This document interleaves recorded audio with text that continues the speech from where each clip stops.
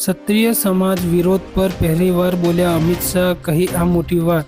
કેન્દ્રીય મંત્રી પુરુષોત્તમ રૂપાલાએ ક્ષત્રિય સમાજને લઈને આપેલા નિવેદન પર પહેલીવાર ગૃહમંત્રી અમિત શાહ પ્રતિક્રિયા આપી છે।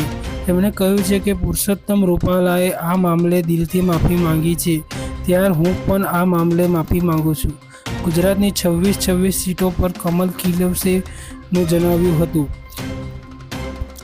હકીકતમાં કેન્દ્રીય મંત્રી રૂપાલાએ વાલ્મીકી સમાજના એક કાર્યક્રમમાં નિવેદન આવ્યું હતું, જે બાદથી જ ક્ષત્રિયો રૂપાલાની વિરુદ્ધ છે અને વિરોધ નોંધાવી રહ્યા છે।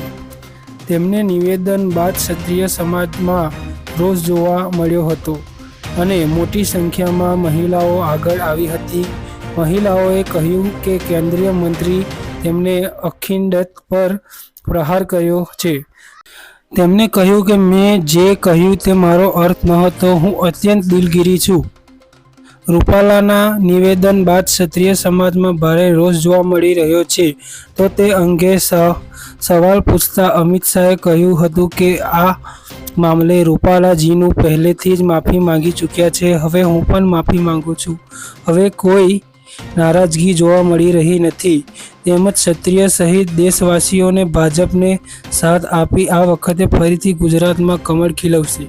તે જ સમયે કેન્દ્રીય ગૃહમંત્રીએ તેમના સંસદ ક્ષેત્ર ગાંધીનગર રોડ શો કર્યો હતો, જેમાં ભારે ભીડ ઉમટી હતી। TV9 સાથે વાત કરતા અમિત શાહ કહ્યું કે જીતનો નિર્ણય જનતા કરે છે, પરંતુ ઉત્સાહ જોઈ હું કહી શકું છું કે છેલ્લા ચૂંટણી કરતાં વધુ સારું પ્રદર્શન કરવાના છીએ।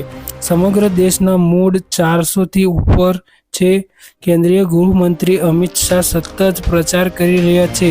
ઘણા રાજ્યોમાં પ્રચાર કર્યા બાદ આજે તેઓ તેમના મત વિસ્તાર ગાંધીનગરમાં છે, જ્યાં તેમણે જોરદાર રોડ શો કર્યો છે। તેઓ પોતાના લોકસભા મત વિસ્તાર તમામ 7 વિધાનસભા મત વિસ્તારોમાં સવારે 9 થી 7 વાગ્યા સુધી સતત રોડ શો કરે છે।